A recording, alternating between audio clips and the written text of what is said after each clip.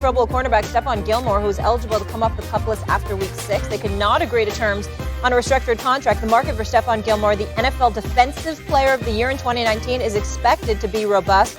The 31-year-old Gilmore should be recovered from his quad injury in the coming weeks. Marcus Spears, talk to me. What does this move by the Pats say to you, sir? Yes, it's a move that we should have known at some point because we're accustomed to Bill Belichick making moves like this, and with guys with still a lot of good football left in their career. And it also tells me that this is a new direction. The Mac Jones era has begun in New England, and they want to retool, revamp, and refocus this thing and commit some resources to continuing to build around their young rookie quarterback who I think they love. They seem to love. And then on the other side of that, Stephon Gilmore, you talk about a market being robust. You damn right it's going to be robust. We talking about 2 years removed from being player of the year. The only thing that derailed him was injuries. And there's a bunch of teams out there that need a lockdown corner that could use a guy. This is a Super Bowl.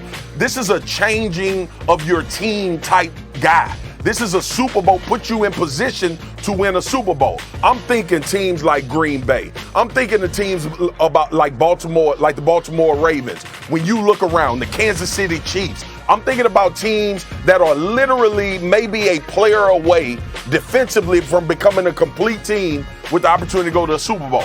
And he is a lockdown corner. He is a guy that can take a half of a field away and allow you to do what you want to do defensively. It's a shock because it's Stephon Gilmore, and he's one of the top cornerbacks in the NFL. But it's not a shock if you paid attention to how Bill Belichick operates as a GM throughout the course of his career with New England.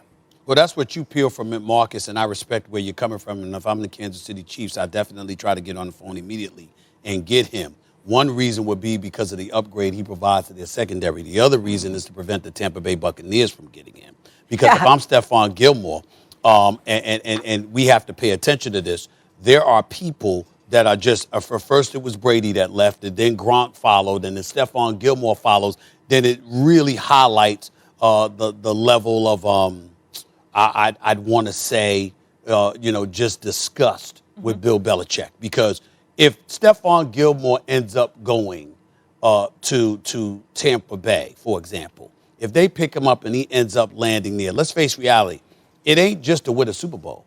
It's to also give a dig at his former coach in New England who just cut him, and that's Bill Belichick. And that's what we've got to pay attention to here, because at some point in time, Bill Belichick, for all of his greatness, and it's undeniable greatness, let's be clear about that, the man is phenomenal, and we all know that. But at some point in time, it ain't just about your ability.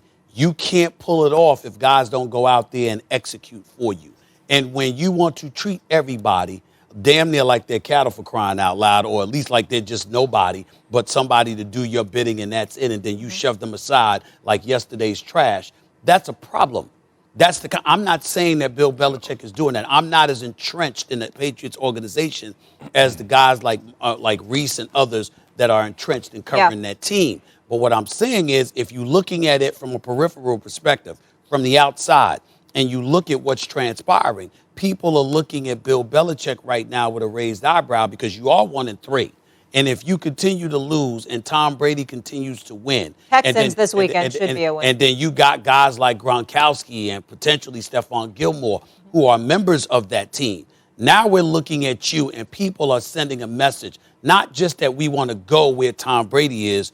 We want to go away from this guy because this guy doesn't appreciate his players. You can get away with that a lot more in the NFL, more so than you would ever be able to get away with it in the NBA or Major League Baseball, but that doesn't mean your comeuppance won't arrive at some point. And Bill Belichick better be careful about that. You actually jarred something in my mind, and it's a very important point.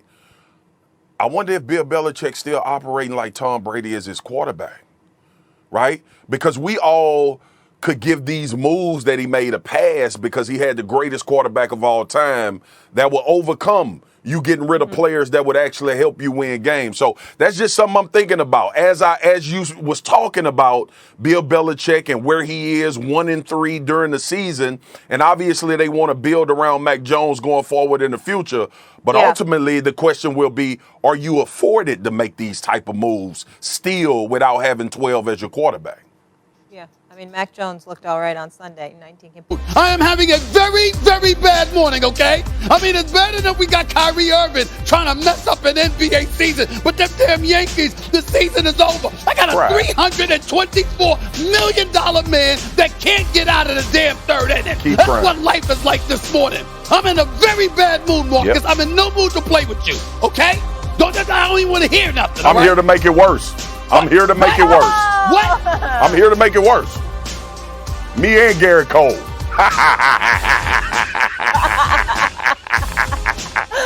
Oh, good. That was cold. Let's go. You're just trying to find a way to win it. If you're good for one night, then you move on. We got to win or we're done. Can we get it going already, you know? We're going all or nothing. Oh, high and deep, and it's gone! Garrett Cole gone after 50 pitches.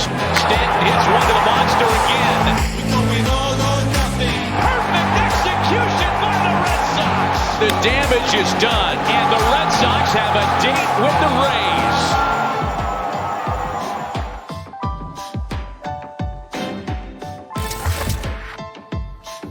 Good day. What's going on, everybody? Welcome into First Take. It's a blessed day here, joining you from Southern California sunshine. So happy to be joined with my PIC, Stephen A. Smith. Very cute tie. Good to see you guys. We got Kendrick Perkins here, Marcus Spears. In case you guys didn't know, Boston eliminated its AL East arch-rival at Fenway Park, advanced to a Division Series matchup with the Tampa Bay Rays. Stephen A., it was win or go home. Your Yanks, they went a packing. Why you rubbing it in? Why you rubbing it in, Molly? I report the news. Why you rubbing it in? You didn't have to sit up there and say it with such glee. With such glee. And Marcus and Kendra, don't be laughing at me either. Look, this is not funny, okay? I mean, it's been a while now. It's been over 12 years since the Yankees have been in the damn World Series. I got a one game. Well, you got a one game. One. You got a pitch on the mound, 9 years, $324 million. And this brother can't get out of the third inning. Gave up a 2-run shot to Bogus in the first. Gave up a bomb to Schwarber in the third. And oh, by the way, we got Giancarlo Stanton. He sits there and he thinks he hit a home run. Don't get me wrong, he balled, but he thinks he hits a home run over the Green Monster, and he's sitting there posing like he about to be on GQ magazine, and it ends up going for nothing more than a single because it couldn't get over the Green Monster. And then you got some dude, some 60-year-old dude, Phil Nevin, a third base coach. How are you? You're down. Hold on, guys. You're down 3-1. You're down 3-1. Okay, I know we got to get in our basketball, but damn it, I got to get this off my chest. You're down 3-1, and you've got literally Aaron Judge is on base. Stanton smacks another shot down the center field. You wave this dude home. He ain't, unless he's not Ricky Henderson or somebody. He's Aaron Judge. He can't run like that. You don't wave him home. You could have pulled within 3-2, or you could have stopped him at third. You could have stopped him at third, and you'd have had runners from second and third. Relax. This isn't good for your blood pressure, okay? Kamate. If only the Yankees had more money to spend, maybe you would be able to win a game. Molly. Yes. Maybe if he wasn't on the West Coast and he would have went to the damn game, they would have won. Cry me a river, Stephen A. But you're gonna be crying all day. Go ahead, Perk. Go ahead. You know, even worse. It's the fact that they lost to the Red Sox. Okay, that makes it even worse. And then hey Molly, a couple of weeks ago, Stephen A. hit you with something when you were talking about your Yukon Huskies. That's probably how he was looking at the television. You remember this? Wow. Can we move on? I mean, they supposed to be my boy. They supposed to be my boy. This is straight betrayal. That's all right. Y'all gonna pay for this. You know what it is. Y'all gonna pay for this. Y'all gonna all pay for this. You too, Molly. All of y'all gonna pay for this. Can we move on to the basketball? Can we move on to basketball? That's all right, fellas. I'm ready. Excuse me. I actually have more bad news for you, and it's out of New York. So the Brooklyn Nets are still unclear on Kyrie Irving's vaccine intentions and are preparing for the possibility that he's going to miss home games and practices, sources telling ESPN. They're also unsure if he plans to remain unvaccinated, so the Nets could soon be faced with a decision on whether they'll allow him to come and go with the team in and out of New York, or he'll just be sidelined, Stephen A., altogether. Here's the Hall of Famer, Steve Nash. No further update. We support him. We're here for him, and if things change and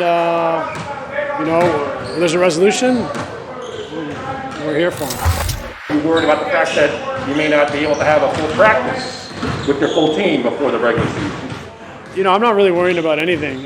We're just trying to work every day. So we came in today, had a great practice. We'll do the same tomorrow, and that's kind of where I leave it. All right, it just got worse. I just spilled Stephen A's tea. I'm sorry. I tried to get him a tissue. I knocked over his special tea with the milk and the sugar all over the floor and on his shoes. Stephen A., I'm sorry. It was an effort to get you tissues.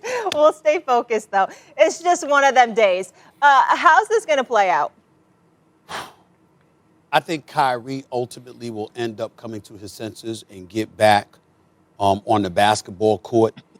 He obviously is a smart dude, but you can be so smart that you end up doing dumb things because you just think that you're so much more